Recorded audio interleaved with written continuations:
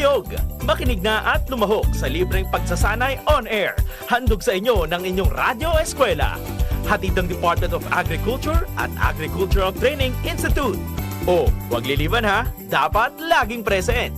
Ito ang Masaganang Kokobuhayan School on the Air on Coconut Production and Processing. Mapapakinggan sa himpilan ng DZGB tuwing araw ng Biyernes sa oras na alas 10 ng umaga sa unang Biyernes ng buwan at alas 11 ng umaga tuwing ikalawa hanggang ikaapat na Biyernes ng kada buwan. Mapapakinggan din sa himpilan ng 106.9 WGB FM Tabaco tuwing alauna ng hapon sa araw ng Biyernes. Masaganang Kokobuhayan School on the Air on Coconut Production and Processing.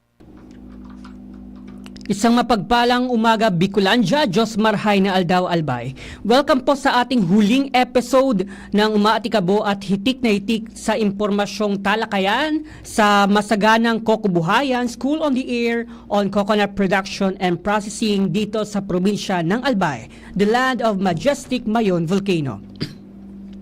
Hatid po sa inyo ng Department of Agriculture, Agricultural Training Institute Bicol sa pakikipagtulungan natin sa PCA Regional and Albay Provincial Offices at sa mga lokal na pamahalaan ng 3 distrito ng Albay.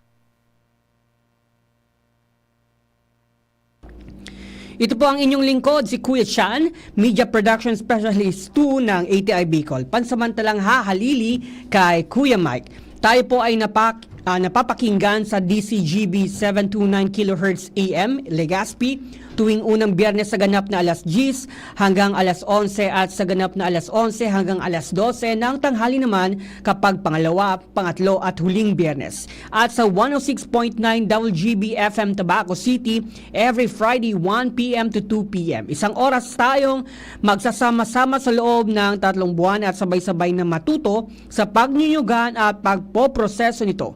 Isang kokorific na buhay po sa ating 500 farmer enrollees na soon na magagraduate na sa susunod na Biyernes at syempre kasama ang kanilang mga SOA coordinators na nanggaling sa 3 distrito ng ating probinsya. Kami po ay taus-pusong nagpapasalamat sa inyong pagsuporta at pagpapahalaga sa mga adhikain ng kagawaran ng pagsasaka. Tayo rin po ay nasusubaybayan via YouTube official account ATI Bicol, #Sarabay Channel at FB page ng ATI Bicol and of course sa FB page din ng ating mga partner radio station DCGB AM Legazpi City and WGB FM Tabaco City.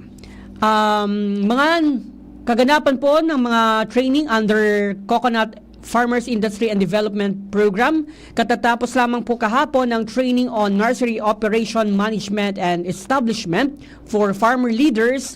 Nagsimula yan June 18 to 20 sa probinsya ng Masbate. Kasama natin dyan si Sir Michael Villasar at si Queenie Belsa. Yan, project officer po natin si Nida Hagos. And of course, ongoing ang TOT on production of coconut products and byproducts. Nagsimula June 17 at magtatapos ng June 28, 2024. Ang ating project officers, sila Luis Atena and si Justin Rose Tubig. Yan, sa ating huling episode ngayong araw ay makakasama natin ang napakasipag at mga maaasahan nating kasamahan po sa PCA Albay. Si Ma'am Sofia Jocelyn ay Bukad, Senior Agriculturist ng PCA Albay Catanduanes.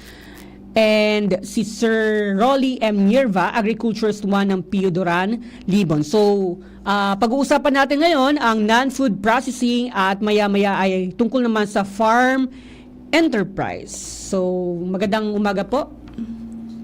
Magandang umaga din po sa lahat ng ating mga enrollees, pati yung mga ibang mga stakeholders, lalo na yung mga may bahay na palagi pong sumusubaybay sa ating radio program ng agri-negosyo ng ATI. Bali po, the other week pala, na-touch na po natin o na-discuss na natin yung tungkol po dito sa coconut food products. Bali sana ang magpipresent nito yung agriculturist na si Michelle Toledo and Karen Rodolfo. Kaya lang, member sila ng TWG ng ARBAC. Nasa sila, nagpo-post ko ngayon. So, i-delegate na lang sa akin. Ikaw na lang ngayon mag-present. Anyway, ngayon, nasimulan mo na din naman. So, para po mabigyan kayo ng wrap-up nung last time, yung tungkol po baga sa food, kasi ang nyug natin, based po doon sa food chain analysis, meron tayong nyug, yung pinakabunga. Then, out of the bunga, ay mayroong husk, mayroong meat, may sabaw, and meron ding bagol o yung anong hindi, yung ginagawang charcoal. Oh, yon. So, yan po, kumbaga yung nauna, yung sa food, yung meat at saka yung sabaw, pati yung doon sa inflorescence, yung doon sa bulaklak ng nyug na ginagawang tuba, yun po ang mga food products. So, parang wrap up lang din po, ang makukuha natin sa meat, meron tayong buko, meron tayong yung coconut oil, pwede ding ma-derive doon yung cocoa flour sa sapal. Then, doon naman sa inflorescence o doon sa bulaklak, yung tuba. And sa tuba, mayroon tayong sweetener, yung cocoa sugar, cocoa syrup, then may lambanog, then at the end of the line is yung suka. Then dito naman sa sabaw, yun, yung parang energy drink natin, yung sabaw ng nyug. So, tapos na po tayo doon. So, isusunod na natin ngayon yung sa non-food na. So, ano ba nakukuha sa nyug ng mga non-food? So, doon na tayo sa strand ng yung husk.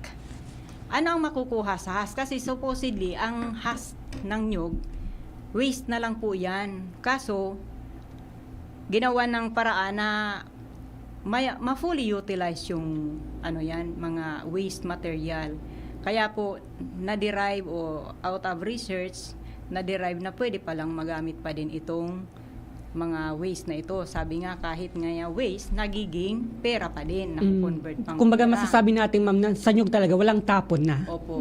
So, ito po, sa non-food, ang isa pong very important na product natin is itong cocoa methyl ester. O ito po yung tinatawag na cocoa biodiesel, na galing po yan sa oil ng nyog o sa langis ng nyog. Pinaprocess siya, then nakukuha yung methyl ester. Yun nga po, naano ko na din ito last time, na yung coconut methyl ester or cocoa biodiesel ay nasa 2% additive na tayo sa ating crudo. Crudo po ang nilalagyan nito ng CME. Yung sa naman po, sa gasolina, yung ethanol, yung galing naman yun sa tubo. So, yan po.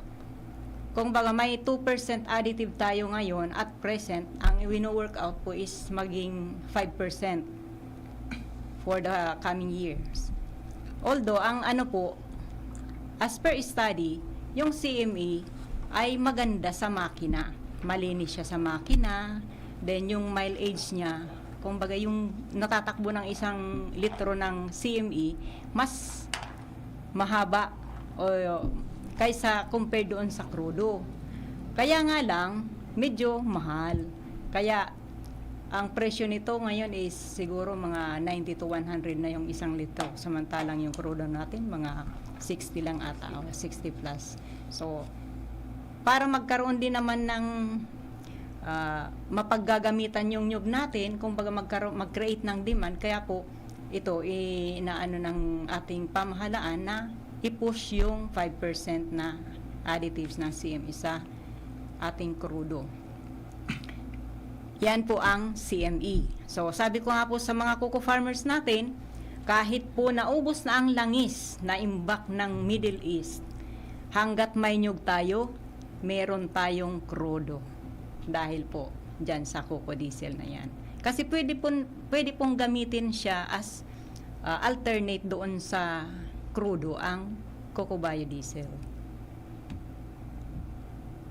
Then another po is itong oleochemicals. Ito namang oleochemicals, derivatives din po ito. Gugaling din ito doon sa coconut oil. na pinaprocess further para po mag-separate yung ibang mga component nito na kakailanganin. Mga industrial ano na po ito, industrial uses kagaya ng merong sa pharmaceutical, mayroong sa mga sabon, laundry detergent, saka yung mga beauty products natin, shampoo, mga lotion, meron po yan ng mga galing dyan sa oleochemicals and yung BCO na din. Yung mga kandila natin, yung mga floor wax, tapos yung lubricants, yung mga pangpadulas dyan sa mga ano ng sasakyan o mga makina. Yan po ang lubricants. Then, pati po sa pintura kasi, di ba, may mga ano din dyan, may oil din po baga na nilalagay dyan sa pintura.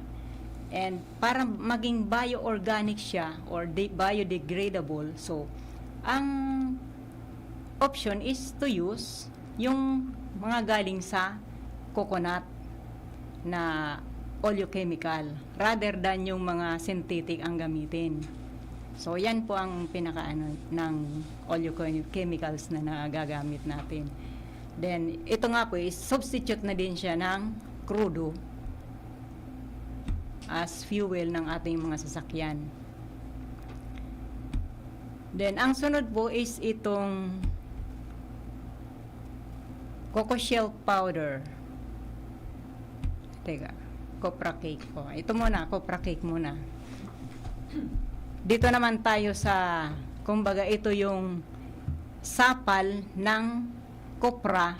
Kapag na-extract na yung oil niya o yung langis, ito yung copra cake o copra meal. Ito naman po, ginagamit ito doon sa mga formulation ng pangpakain sa hayop, particularly po yung baboy, tapos yung mga ibang livestock na din. So, kasi ang composition po nito, mataas ang protein content niya. Then, meron din siyang oil and yung carbohydrates. So, siya po yung utilize as, kumbaga, substrate or isa doon sa mga ingredients ng formulation ng ating mga pagkain sa hayop. Feed formulation. Opo, sa feed formulation. Yun nga lang, actually, ito pong copra cake or copra meal, dati po, minamarket natin ito abroad. Kaya nga lang, dahil sa taas ng ating aflatoxin content ng ating copra cake, kaya po, nawala na tayo nung market sa abroad ng ating copra cake. So, dito na lang po siya sa Philippines nagagamit as food formulation din. Kasi kung makita mo po natin yung ating mga copra, napakadumi. So, pag pinag-extract mo yung oil, yung aflatoxin o yung alamag, mas marami ang napupunta doon sa copra cake and kukunti lang din doon sa coconut oil. So, kumbaga doon sila nakakasabay sa copra cake. So, ang risk po nito is kapag itong aflatoxin na ito o Aspergillus flavus na tinatawag, yan po kapag ka na-ingest o nakain ng hayop, pati yung kanyang gatas, kasi di ba sa abroad, mga gatasang baka yun sa Netherlands, sa Australia, New Zealand. Tapos yung mga milk na yun, ibabalik sa atin yung mga formula na bagay, yung mga pangpaano sa mga bata. Kasi kung ayaw magpadidi ng nanay.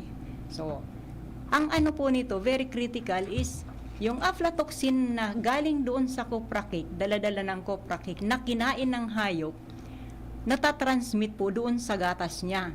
So, by the time na binalik sa atin yung product na gatas galing abroad, yun, contaminated po yun ng aflatoxin. So, ang risk is magkakaroon ng, ang aflatoxin kasi is cancer-causing siya. Nagkukos po siya ng cancer. So, kawawa naman yung mga bata, yung mga maliliit na walang alam. So, ang pinakamaigi po nito is gawin nating malinis ang ating kopra. Paano ba? Dapat i-harvest lang natin yung mature. 11 months or 12 months na. Yung tawag po dito sa Bicol, gasiraban. O kaya laya. Yan po ang 11 months to 12 months old na new. So, kapag yan po ang hinarvest natin, garantisado po yan na ang ating kopra ay mababawasan ang growth ng fungus. Saka ang isa pa, maliban doon sa maturity ng nyug, kailangan din po na i-dry natin sa tamang moisture content ang ating kopras. Hindi yung basta lang naluto. Dapat inaano po siya, yung tinatawag na resikada moisture content. Dapat po yun ang dapat na moisture niya. Kung siya ay i-storage pa natin para kung baga mabawasan ang risk o pag opportunity na yun ay alamagin. So yan po ang dalawa na dapat, pinaka-primary na dapat gawin natin sa ating pagnunyugan para po maiwasan natin itong mga aflatoxin ng ito. Then ang sunod naman po dito sa non-food is itong coco shell powder. Inaano ba natin yung ating mga bao? So yan po, dinudurog. Pwede yung mga pang ano po yan, parang absorbent siya. Then ganon din po yung, di ba kadalasan naman ang ating bao ay ginagawang charcoal o uling. O yung uling po, pinoprocess pa yan further para maging activated carbon. Kumbaga para din siyang ang ano po, ang activated carbon, para din siyang yung kung ma-imagine niyo yung popcorn, na yung popcorn maliit lang na butil siya. Pero pag ginawa mo siyang popcorn, nag-expand baga. So ibig sabihin, marami yung pores niya na pwedeng mag-absorb ng tubig. So yon. Yan po ang ano ng activated carbon. And nagagamit din po ito sa mga, ang application nito is yung sa mga insecticide, mga insect repellent, exfoliant, kasi 'di ba nila pang ano nga ito, yung pang paano ng mukha. Nilalagyan lang ng ibang ano para mag-exfoliate o magtanggal yung outer skin natin, para kumbaga yung mga dead skin matanggal. Then ginagawa din po itong filter sa tubig, yung ating iniinom na tubig, nilalagyan po yan itong mga activated charcoal, kasi kumbaga yun ang nagsasala ng mga dumi, lalo na yung pati yung mga mikrobyo na nandyan sa tubig, kaya niyang ma-absorb. So yan ang pinaka-primary na application ng activated charcoal. Then meron pa sa mga sa welding, sa pag-welding, yung 'di ba mapansin niyo yung welding rod baga, meron baga siyang covering na maitim, yon activated carbon po 'yan. So yan po ang mangilan lang sa mga gamit nitong activated carbon. Then doon naman po tayo sa coco coir. Ang coco coir naman po ay galing po yan sa bunot. So supposedly kapag nagtanggal tayo ng bunot sa nyug, tinatapon na lang yung bunot. So dito po may inintroduce din po ang Philippine Coconut Authority na para magamit natin yung supposedly basura na lang para maging pera pa. O yun po, kaya na-introduce yung decorticating machine.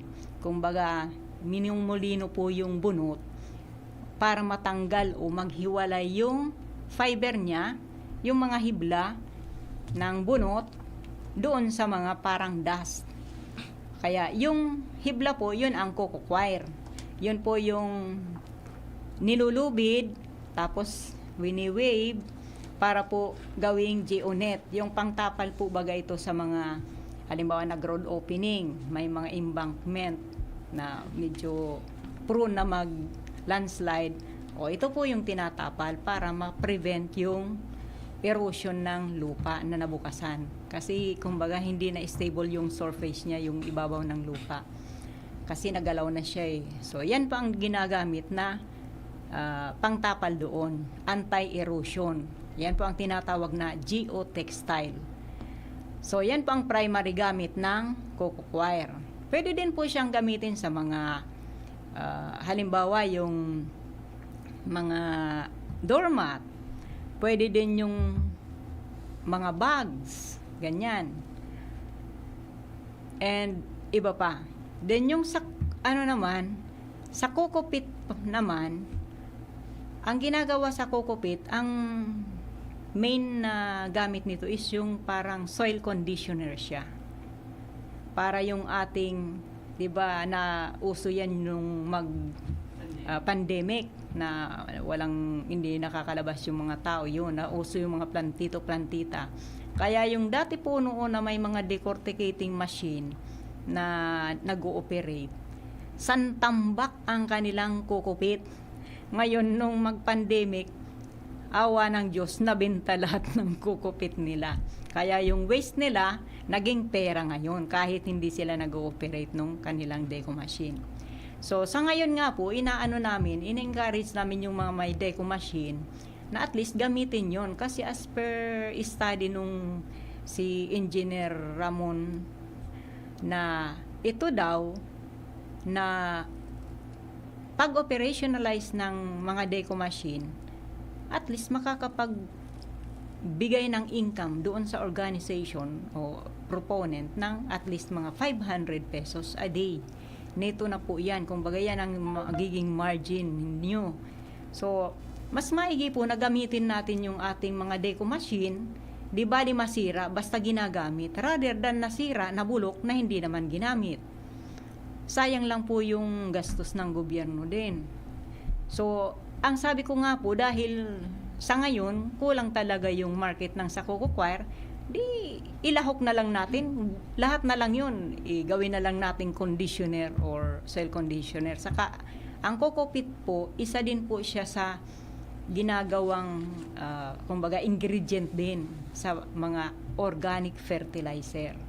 Kasi po, ang coco peat, kung napansin nyo, ang 1 kilo po nito ay kayang humawak o mag-absorb ng mga 8 kilo din ng tubig. So, advisable po siya na gawing organic-based na abono, lalo kung may paparating na El Nino. Ito po ang pinakamagandang gamitin. And ang kagandahan po ng coco peat-based na organic fertilizer, walang chance na magkaroon ng mga damo yung ating palayan, particularly. Kasi dati po, ayaw na ng mga farmer gumamit ng organic fertilizer. Gawa ng, kapag kayan ngayon ginamit namin, para ngayon kaming nagsabog din ng damo doon sa farm. O, problema pa nila yung damo kapag tumubo. Kasi po, kung galing doon sa mga damo, yung ginawang organic fertilizer, may mga buto talaga yun ng damo. So, pag tumubo yun, may damo na yung palayan mo. So, pero po kung coco peat based yung organic fertilizer mo, kung baga ito yung major component ng organic fertilizer na ginawa, safe po tayo na magkaroon ng damo, na may introduce tayo doon sa ating mga taniman, lalo na pag rice area. Then, ito naman pong sa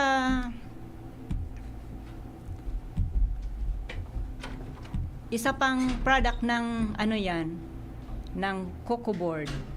Ayan, coco board. Galing din po yan sa bunot. So, ito po para siyang yung mga husk, ginagawang chips. Tapos, pinipit-pit po siya, pero may mga kasama din po itong ibang mga adhesive.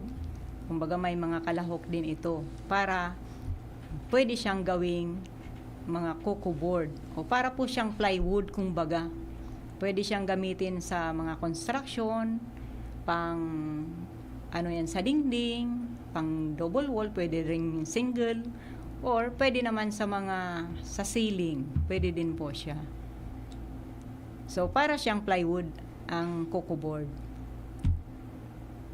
Ito na po yung activated.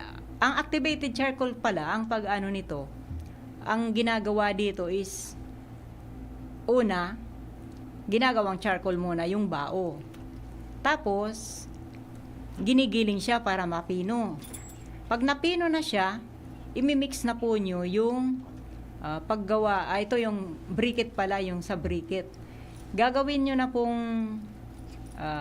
para maging mga briquette siya, pinagmimix po yung charcoal na pinitpit, o giniling, 10% po noon or 10 bahagdan o 10 parte ng ano yan, kumbaga 10 kilo kumbaga ng giniling na charcoal, lalahukan po natin ng 1 kilo din ng binder. Ang binder pwedeng kasaba, starch or kaya yung corn starch. Yun pang ginagamit na binder kasi mas mura-mura saka available lang sa local sa farm natin. So yan po ang ating briquette. Saan ginagamit ang briquette? Ito po yung ginagawang panggatong din. Kaya lang kumbaga mas ano na siya, kumbaga mas maganda ng gawing panggatong rather than doon sa uling mismo, kasi pag yung uling nadurog na, mahirap na pong maapuyan. So yan po ang mangilan-ngilan lang sa mga importanteng non-product ng ating niyog. So sa cocoa shell charcoal, yan na po. Yan, gamit natin sa pagluluto. Then, purifier siya ng mga tuwig. Kaya, wag po nating itatapon yung ating mga shell at saka yung ating mga bunot. Kasi, nagagamit pala yun. And, yung bunot po, kung wala kayong deco machine sa area nyo, sa farm po, iwasan nyo na sinusunog yung itong bunot. Kasi po yan, kapag pwede po yan pang abono natin sa dyan sa nyuga natin kung ayaw nyong i-process na siyang i-decorticate, kumbaga, yung ginigiling pa siya. Kung ayaw nyo nang gawing ganun, pwede man po siya na pang abono doon sa nyug. Ang ginagawa lang po dyan, pwede namang magkaykay po ng mga ilang inches lang na ng nyug, sa puno ng nyug, then doon po ilalagay yung mga bunot, pwedeng nakatihaya para hindi anuhan ng mga ahas. Then pwedeng takpan ng partly ng soil. Then later on, pag yun po na-decompose na, yun, abono na din po yun. Kasi ang bunot po kasi 30% ng potassium na na-absorb ng nyug ay naka-stack doon sa bunot natin. So ano po ang role ng potassium, ng nutrient na potassium sa tanim? Siya po yung nagpapabunga sa mga namumungang pananim. And siya din po yung nagpapatamis ng bunga. So kunyari mangga. Kung yung mangga wala siyang potassium, hindi matamis ang bunga ng mangga. So, kaya alam po nila kapag inabunuhan yan o hindi. So, siya din po yung responsible para mamunga talaga yung mga pananim natin. So, gano'n na lang po gawin. Huwag nang susunugin kasi minsan sa pag-iikot-ikot po namin, merong mga sinusunog lang yung yung mga bunot. Para ngaya, ma'am, sabi ko, ba't sinusunog nyo? Para ngaya, ma'am, hindi tirahan ng ahas daw. Sabi ko, di itambak nyo na lang dyan sa puno ng nyug para dyan na lang mabulok. Then, may abono na kayo. Saka pwede pa po yun na gawing parang erosion control din. Para siyang mulching, yung nakatakip po baga dyan sa puon ng nyug na parang layer. Then, yun po ang magsiserve na parang erosion control. Para yung kung naulan, hindi na natatalsik yung mga topsoil natin tapos nadadala dun sa baba. Then, ganon din po, kumbaga, dahil mayroon siyang outer covering dun sa taas, ang lupa, dun sa pinakapuon ng nyug, para siyang nagsiserve na tirahan din ng mga microbial dyan sa lupa. Na, kumbaga, siya ang nag-ano doon para magkaroon ng abono din doon sa ating lupa. Kagaya ng mga uod baga, di ba may mga earthworm. O, kapag ka po yung lupa natin may mga earthworm, doon po yan nakukuha sa mga mamasa-masang lupa. So, ibig sabihin, maganda yung klase ng lupa. Pero kapag ka walang earthworm, subukan nyo po yung mga pinag-demolition na na lupa. Wala kang matatagpo ang earthworm doon. So, yan po. So, sabi nga, sa pagtatapos natin, dito sa ating pag-aaral ng coconut product and byproduct, pangalagaan natin ang nyug para sa masaganang buhay at kinabukasan ng ating mga magnunyog at ng ating bansa. Yun lang po, salamat at sana marami din kayong natutunan kung ano ang kagamitan ng nyug, kaya pakiusap lang po namin sa PCA, huwag nating basta putulin ang nyug. Kasi po, dyan tayong mabubuhay, lalo na yung mga coconut farmer. Minsan po may mga lugar na walang market kapag ka walang kopra. So, ibig sabihin, very vital sa economy nila ang industriya ng nyug. So, yun lang po, magtanim lang tayo ng magtanim para marami tayong anihin. And hindi tayo mamroblema dyan sa mga foreign market pag market ng ating mga nyug. Kainin na natin ang ating nyug. Dapat po 80% ng ating production sa nyug is utilize na natin as food dito sa Pilipinas. Then 20% lang ang ima-market natin abroad. So para hindi tayo madidiktahan na mababa kasing presyo sa sa market. Ganun po. So, yan po ang mga challenges natin sa coconut industry. Magtanim lang tayo ng magtanim, iwasan ang pagpuputol, at iproseso natin ang ating nyug.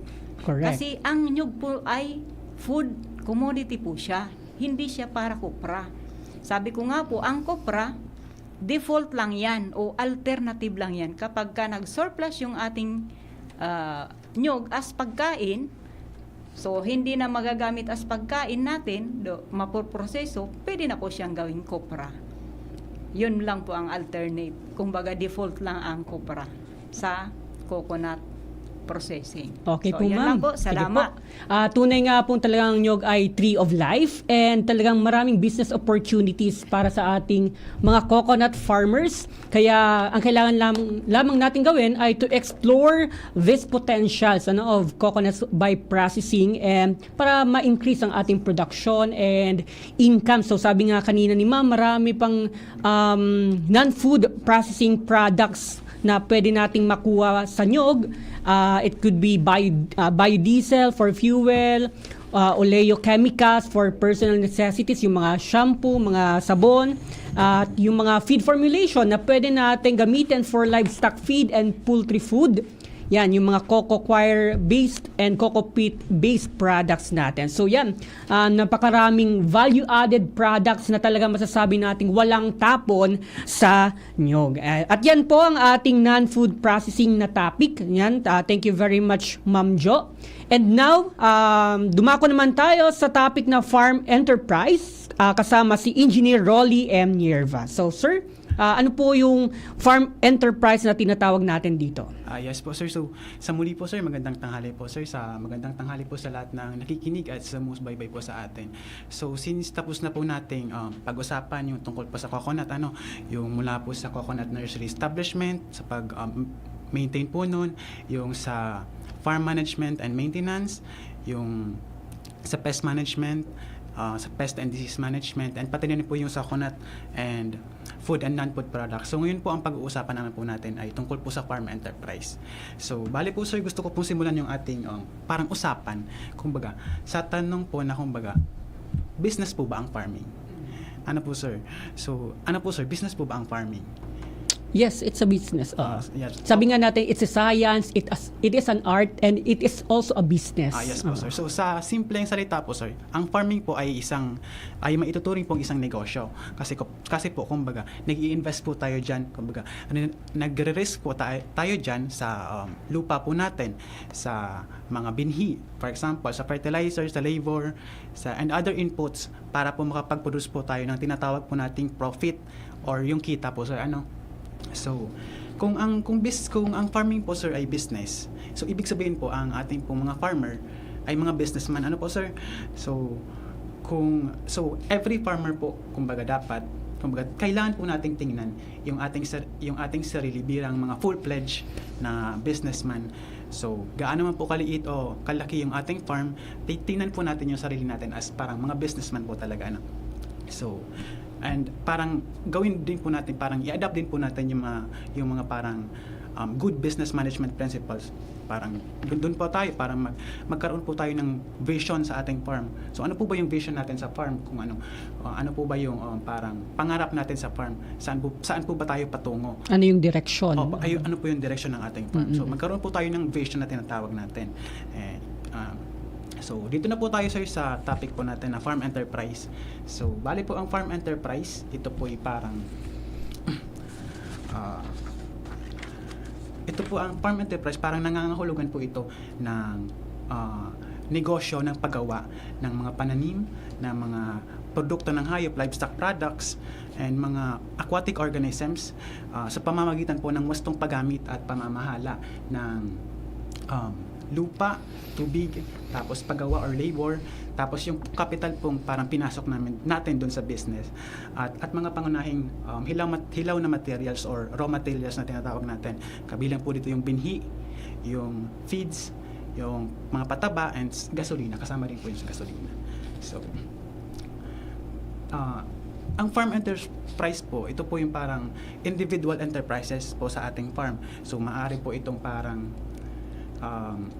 yung, for example, sa corn, yun po, corn enterprise din po yun. Sa coconut, isang klase din po yung enterprise.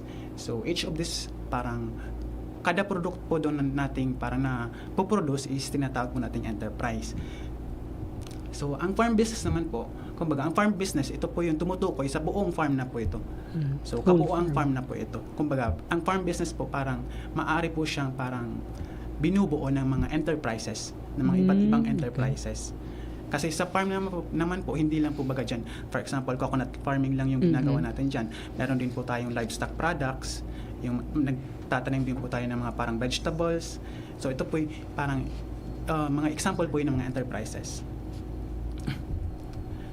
So sa business po, meron po tayong core functions na tinatawag. So meron po tayong dalawang core function. So yung production and marketing. So actually sir, ang production and marketing dapat po is magkarugtong po talaga yan. Kasi dapat, di ba sir, dapat parang pag meron tayong product, dapat iisipin po natin, dapat may market din po tayo doon. Hindi po tayo dapat parang magpuproduce ng product pero wala po tayong parang background kung ano po yung market natin. Dapat alamin natin kung talaga may bibili ng produkto. Tama po. Opo. Alamin po muna natin yung market natin. So for example po, so kanina, yung nabanggit ni ma'am, yung sa GeoNet. So for example, ang product po natin ay yung GeoNet. So sino po ba yung target market natin doon? So pwedeng yung mga target market natin doon is yung mga companies na i-engage sa mga soil erosion control, sa mga soil erosion, kasi po yung GeoNet is maganda po siyang soil erosion na technique na pwede po natin gamitin. So, bakit po ba kailangan nating, kumbaga, gumawa ng isang business plan? Kasi po, ang business plan, ito po yung parang plano ng ating business.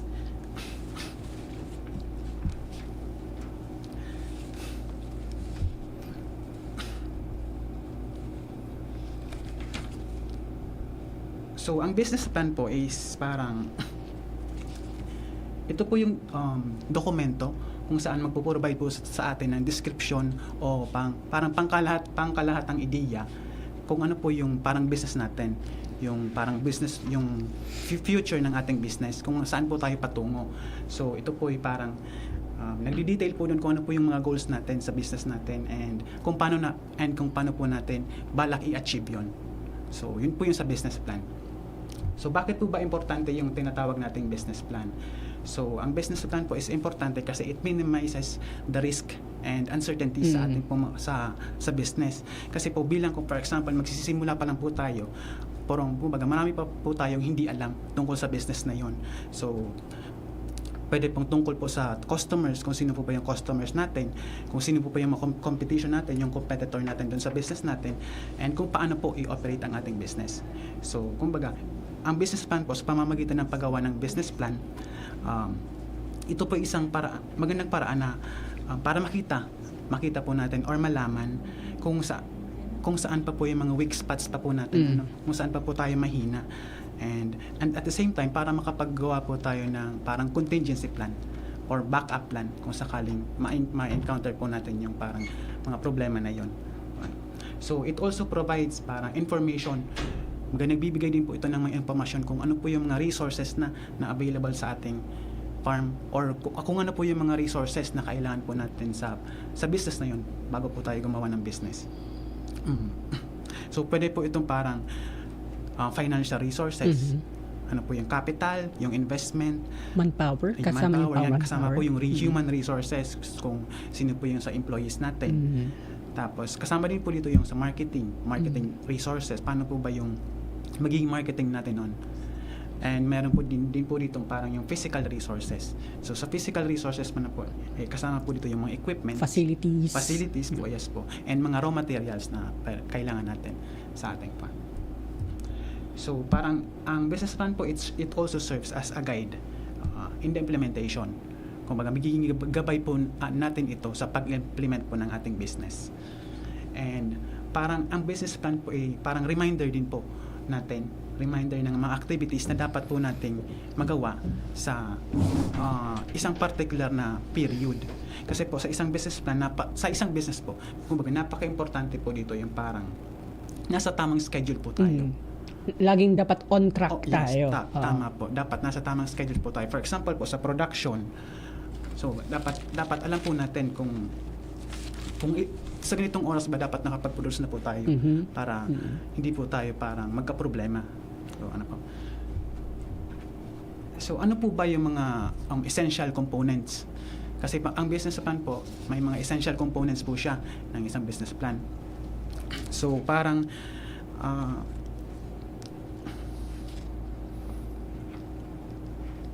kasi sa paggawa po ng parang business plan, meron po tayong mga aspeto na dapat pong tingnan. So ito po yung mga parang aspeto is parang magiging backbone po ng ating business. So ito po. So ang essential components po ng successful business plan is yung executive summary po natin, farm description, market analysis, marketing and sales strategies, operational plan, financial projection, and risk management. So sa executive summary po, kumbaga ito po yung parang overview ng ating farm. Kumbaga sa pelikula, ito po yung trailer ng ating farm. So pag nakita po natin ang trailer, kumbaga may idea na po tayo kung ano po yung istorya ng movie na yon. And dito po parang makikita na din natin kumbaga kaingga-inggan nyo ba yung pelikula na yon. So ganoon din po sa business, kumbaga makikita po dito yung parang pangkalahatang ideya ng ating business. So maikli lamang po ito, pero parang nilalaman po ito is parang yung mga importanteng impormasyon sa ating farm. So sabi nila ang effective na summary daw ng ating farm is parang ng isang farm business is parang kaya po nitong para makapag-influence ng mga potential investors na pwedeng makapag-fund sa ating business. So susunod naman po is yung farm description. So ang farm description po is parang ito po ang nilalaman po ito kung ano po talaga yung actual na sitwasyon ng ating farm. Na ito po yung size, yung location ng ating farm. Saan po ba yung location ng ating farm? Along the road po ba, or ano po ba, malapit po ba siya sa market or sa mga processing areas, processing facilities, and yun po. So ang susunod naman po is yung market analysis. So kasi ang farming is tulad po sa business, parang nakadepende po siya sa demand and supply. So ang sabi po, ang demand and supply po baga, ang law of demand and supply is pag ang supply or services parang mas mataas sa demand, so presyo po nun is bababa. So pag ang demand naman po ay nag-exceed sa supply, is mataas naman po ang presyo niyan. So pag-aralan po natin yung market natin ng product na balak nating i-offer or serbisyo nating balak na i-offer. So dapat po dito sa market analysis, dapat alam po natin kung sino yung mga target markets natin. Dapat specific po tayo kung sino yung target markets natin. Ang susunod po is yung marketing and sales strategies. So kumbaga may market ka na, paano mo balak i-market yun sa mga Ibebenta. customers mo. Paano mo siya maibibenta na Yes yun? po, Ano yung paano mo strategies siya- na pwede? strategies na pwede mong gawin. So, parang, ano po ba yung mga sample strategies na atin pwedeng gawin? Pwedeng sa social media, Social which is media, very common po ngayon. So, yun po. Kung ano po yung mga tactics, mga strategies na pwede mong gawin para maibenta yung product mo sa target market. Napaka-effective na ngayon yung social media Yes po, marketing opo. Opo, yung Mabilis mo nang maibenta Opo. ang produkto sa Opo. social media. Yes po. So, ang susunod naman po is yung operational plan. So, ito pong operational plan is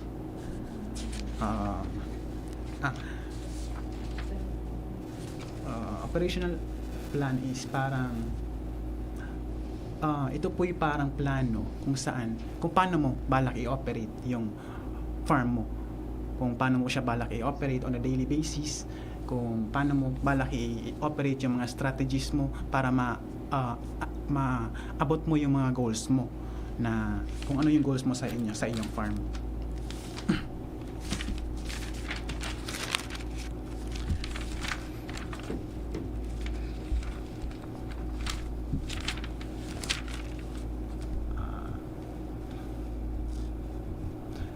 So, ang susunod naman po is yung financial projection. So, sa financial projection, sabi nga, ang money is napaka-importante talaga sa farming. Kumbaga, kung wala kang money, kung wala kang capital, is mahirap mag-engage sa farming.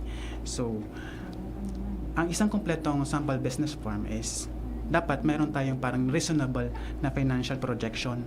Kumbaga, ito po yung parang magdidetalye kung ano po yung parang current na estado ng inyong farm, and kung ano po yung mga projected income and expenses mo sa farm mo, and yung cash flow statement, yung parang pagpasok and paglabas ng pera, and kung ano po yung parang dito po sa financial projection, ito po parang kasama din po dito yung parang break-even point, break-even analysis, kung saan po yung parang tablahan lang, kumbaga kung sa farm is kumbaga hindi ka po kikita pero hindi ka po malulugi.